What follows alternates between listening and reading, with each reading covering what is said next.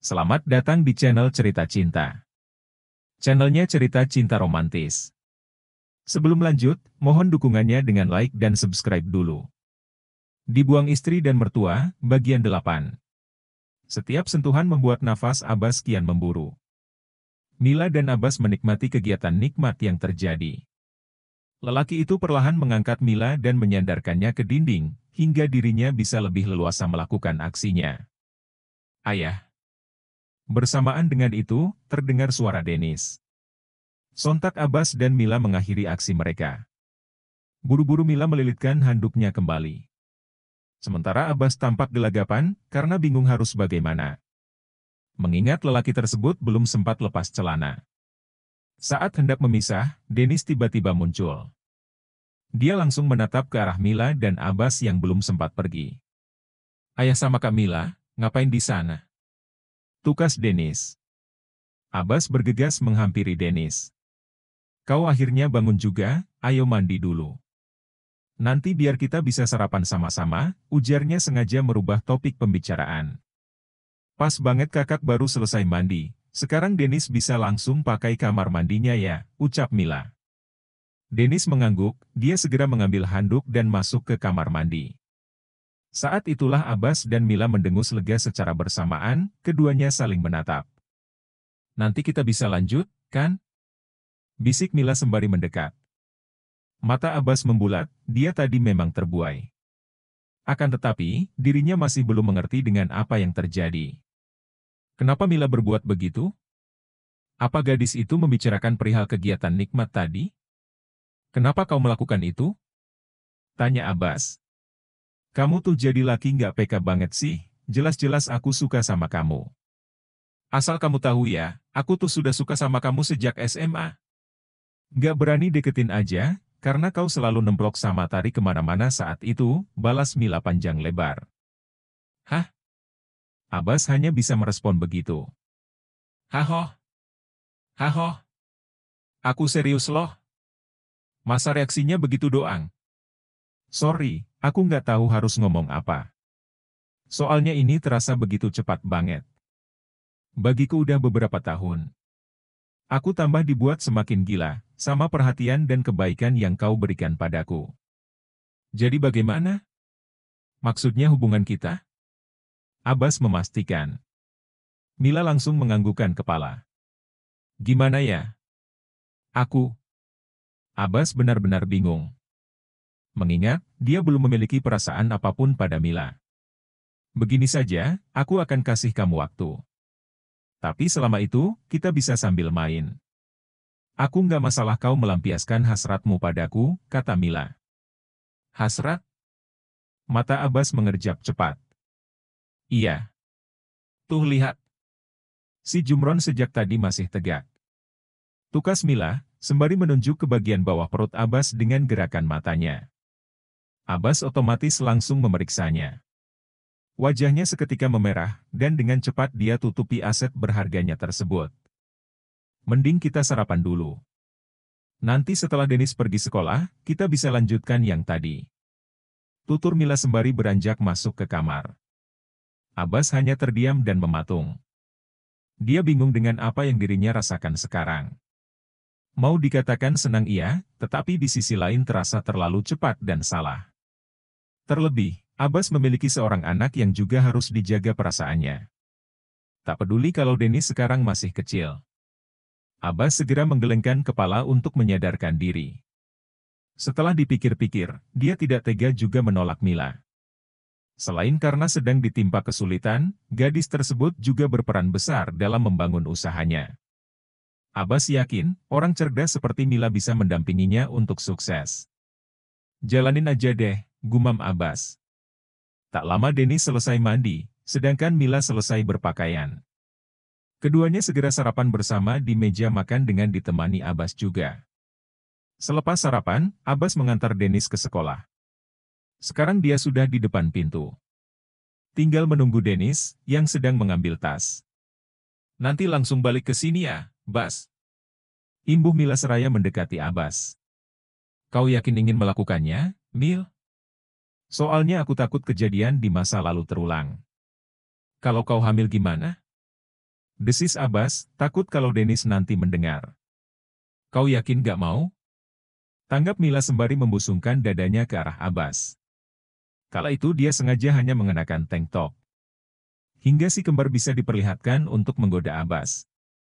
Melihat itu, Abbas telan salivanya. Dia tak bisa berkata-kata, dan langsung ingin cepat-cepat mengantar Dennis sekolah. Setelah mengantar Dennis, secepatnya Abbas kembali ke rumah. Di sana dia dan Mila langsung mengunci pintu, lalu melanjutkan yang sebelumnya tertunda. Ranjang terdengar berderit, dua insan saling genjot di atas sana. Dengan gagahnya, Abbas memimpin pendakian. Singa yang telah lama tertidur, seolah bangun dalam diri lelaki tersebut. Abbas merasa ini enak sekali, kebanggaannya terasa dijepit begitu kuat. Sehingga Abbas ingin merasakannya lebih lama, dan melakukan pergerakan dengan intens. Sudah hampir setengah jam dia mendaki dengan Mila. Ia bahkan menguh dengan pelan, karena dirinya sangat menikmati kegiatan mendakinya sekarang. Ketika bisa saling merasakan puncak kenikmatan, Abbas dan Mila mengakhiri semuanya. Kini yang tersisa hanyalah nafas yang tersengal-sengal. Mila meringiskan wajah, karena rasa sakit yang tak terelak di bawah sana. Ia perlahan merubah posisi duduk. Ternyata benar, pertama kali itu sakit, ungkap Mila. Pertama kali? Jadi kau ini pertama kalinya? Kenapa kau tidak bilang? Abbas terkejut. Itu artinya, dia tadi sudah mengambilnya. Kan aku memang ingin melakukannya denganmu, tanggap Mila. Kau yakin tidak apa-apa? Abbas memastikan, dia duduk dan menatap Mila dengan perasaan cemas. Apa aku terlihat tersiksa? Aku justru merasa senang. Lagian, rasa sakitnya lama-kelamaan akan hilang kok. Mila tersenyum dan memegangi tangan Abbas. Kalau mau lagi, jangan malu-malu bilang ya. Setelah berucap begitu, Mila beranjak keluar kamar. Sementara Abbas menghela nafas panjang, sambil menghempaskan tubuhnya kembali ke ranjang. Dia merasa lega, karena Mila tidak merasa sakit sama sekali. Pantas rapat, ternyata dia pertama kalinya. Gumam Abbas, yang perlahan tersenyum. Ia melirik ke arah jam dinding. Dirinya melihat, waktu sudah menunjukkan jam 8 lewat. Saat itulah, Abbas teringat mengenai janjinya dengan Irwan. Benar juga, hari ini aku harus bertemu dengan Pak Irwan jam 9. Abbas menepuk jidatnya sendiri. Dia otomatis bergegas mengenakan celana, kemudian berlari ke kamar mandi. Sayangnya kamar mandi masih dipakai Mila, jadi Abbas terpaksa harus menunggu.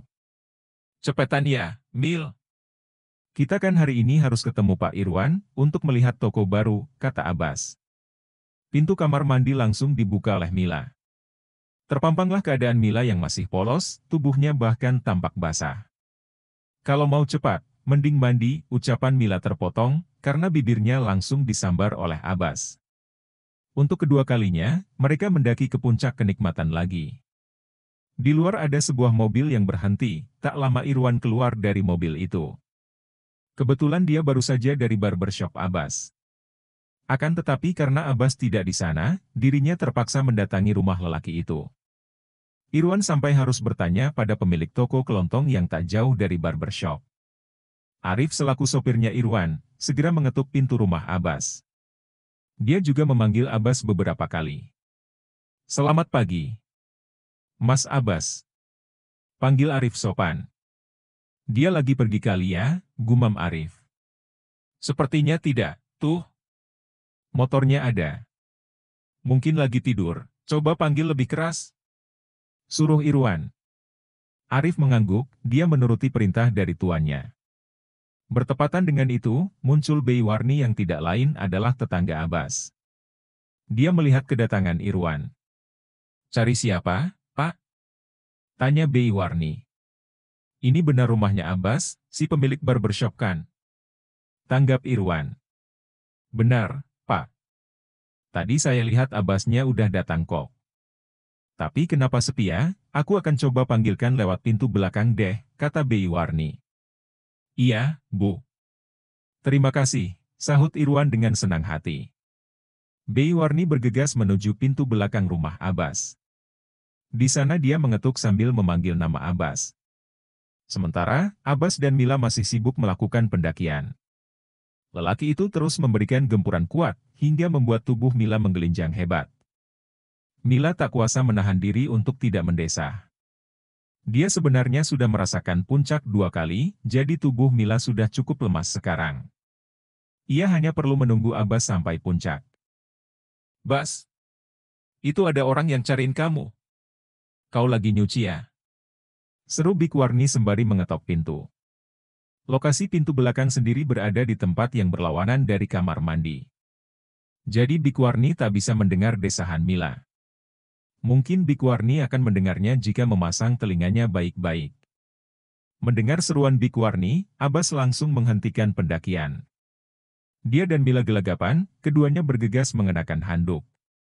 Abbas bergegas berlari menuju pintu, dia segera membuka pintu tersebut. Keadaan Abbas tampak mengenakan celana pendek dengan punggung berbalut handuk. Bikwarni. "Kenapa, Bik?" tanya Abbas. "Itu ada orang yang cariin kamu di depan. Kamu dipanggil-panggil dari tadi nggak dengar, lagi mandi ya?" balas Bikwarni. "Iya, Bik. Tadi aku mandi, aku akan segera menemui orang di depan." "Makasih ya," tanggap Abbas. Bikwarni mengangguk dan segera beranjak pergi. Dia sama sekali tidak curiga dengan apa yang dilakukan Abbas. Abbas mendengus lega. Dia menutup pintu belakang dan beranjak ke pintu depan. Sebelum itu, Abbas mengenakan kaos bajunya terlebih dahulu. Ketika pintu terbuka, Abbas kaget sekali saat melihat orang yang datang ternyata adalah Irwan. "Loh, Pak Irwan. Bagaimana bisa?" Abbas langsung menoleh ke arah jam dinding. Dia melihat waktu masih menunjukkan jam 9 kurang 10 menit. "Jam 10 nanti, aku ada jadwal penerbangan keluar kota. Makanya aku mendatangimu lebih cepat. Aku sebenarnya sudah menelepon. Tapi nomormu tidak aktif," jelas Irwan sembari mendekati Abbas. "Maaf, Pak. Ponsel saya mati karena lagi di charger," ungkap Abbas. "Masuk dulu, Pak. Lagian saya dan Mila akan bersiap-siap dahulu," ujarnya seraya membuka pintunya lebih lebar. "Cepat ya." "Nanti nggak sempat loh," tanggap Irwan. Abbas mengangguk, dia segera masuk ke kamar. Di sana, dia melihat Mila sudah mengenakan pakaian.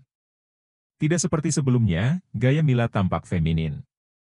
Ia mengenakan tank top hitam yang dibalut dengan blazer hijau tua. Mila melengkapi gayanya itu dengan rok payung hitam. Abbas tentu cukup kaget dengan penampilan berbeda Mila. Perempuan itu 2 kali lebih cantik kalau berdandan.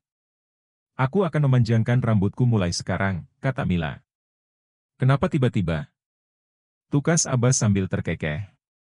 "Ya karena kamulah, aku pasti lebih cantikan dengan rambut panjang," balas Mila. Dia kali ini tidak bersikap tangguh seperti sebelumnya, namun begitu genit. "Kalau cewek itu bagusnya rambut panjang sih," ucap Abbas. "Tunggu beberapa bulannya. Rambutku pasti panjang," tanggap Mila. Ia mengalungkan tangannya ke tengkuk Abbas, perlahan Mila berjinjit agar bisa mengecup bibir Abbas. Dengan cepat Abbas segera menghentikan. "Sudah. Jangan mancing-mancing terus. Di luar ada Pak Irwan loh," bebernya. "Hah? Jadi yang datang Pak Irwan?" "Iya. Sana keluar duluan Gi, aku mau siap-siap dulu." Mila segera keluar untuk menyapa Irwan, sedangkan Abbas menyalakan ponselnya. Bersamaan dengan itu, dia langsung mendapat panggilan telepon. "Halo?" Abbas langsung menjawab panggilan dari nomor tak dikenal itu. "Halo juga, sayang. Ini aku Erna, yang kemarin minta nomor kamu di depan barbershop. Hari ini kau bisa datang ke rumah untuk memijatku nggak?" tanggap Erna dari seberang telepon. "Bisa, Mbak. Tapi kalau hari ini, mungkin saya bisanya datang pas malam," kata Abbas. "Iya, malah bagus kalau datang pas malam-malam. Biar angetnya enak," tanggap Erna genit. Abbas hanya meringis, setelah itu dia mengakhiri panggilan telepon. Abbas dan Mila segera pergi bersama Irwan. Mereka mendatangi sebuah toko yang telah disiapkan Irwan untuk usaha Abbas. Sungguh, Abbas sangat terpukau dengan toko pilihan Irwan. Bukan saja karena ukurannya yang luas, tetapi juga karena lokasinya yang strategis. Pasti toko ini mahal ya, Pak? Tanya Abbas. Sudah, jangan cemaskan masalah biaya. Pikirkan saja cara agar usahamu sukses, sahut Irwan. Sekali lagi makasih ya, Pak. Nanti saya dan Mila akan menata semuanya pelan-pelan, ungkap Abbas. Angkut seperlunya saja, sebentar lagi orang-orang suruhanku datang. Nanti kau pesan saja barang yang dibutuhkan. Sudah jam 9:30, aku harus pergi sekarang, kata Irwan. Iya, Pak. Sekali lagi. Udah. Jangan bilang makasih terus, bosan aku. Sela Irwan, hingga membuat Abbas cengengesan malu. Dalam sekejap Irwan beranjak pergi. Tak lama kemudian, orang-orang suruhan Irwan datang. 2 di antaranya datang untuk mendesain toko, sedangkan 1 sisanya adalah mengurus barang pesanan Abbas. Abbas segera menulis barang-barang untuk kelengkapan tokonya. Sementara masalah desain toko, dia menyerahkannya pada Mila. Semuanya langsung dilakukan hari itu. Meski sibuk, Abbas selalu menyempatkan waktu untuk menjemput Dennis. Dia bahkan membawa anak itu ke toko barunya. Selama seharian, Abbas dan Mila sibuk menyiapkan toko. Di sana mereka fokus membersihkan dan menata toko. Abbas sendiri hanya menuruti arahan Mila. Perempuan itu bahkan berniat ingin membuatkan karyanya untuk dipajang di toko. Lakukan saja maumu. Asal jangan sampai merusak mata saja, tukas Abbas. Dia dan Mila sekarang beristirahat. Waktu kala itu sudah menunjukkan jam 4 sore. Pewarnaan dinding baru diselesaikan. Mila dan Abbas tampak sama-sama meminum minuman segar. Sedangkan Dennis tampak bermain sendirian dengan mainan robot barunya. Memang kebetulan tadi Abbas yang membelikan mainan tersebut karena merasa senang dengan toko barunya. Selain itu, Abbas juga senang dengan keberadaan Mila di sisinya. Bas, aku boleh nggak bikin jasa pembuatan tato di tokomu ini, celetuk Mila. Emang kamu bisa membuat tato? Tanya Abbas. Bisa dong, kan aku berbakat menggambar. Tinggal beli alat tatonya saja, ungkap Mila. Harusnya kau bilang lebih awal. Biar alatnya dipesan sekalian tadi, tanggap Abbas. Soalnya aku beraninya bilang sekarang, Mila memegangi tengkuknya. Ya sudah. Nanti aku pesankan alatnya, ucap Abbas. Bersamaan dengan itu, Dennis mendekat. Dia meminta Abbas memperbaiki robotnya yang tak sengaja rusak. Kenapa bisa sampai rusak begini sih? Tanya Abbas. Gak tahu, ya. Tiba-tiba rusak aja. Ayah nggak marah kan? Dennis mencebikkan bibirnya, dia tampak ingin menangis. Bersambung.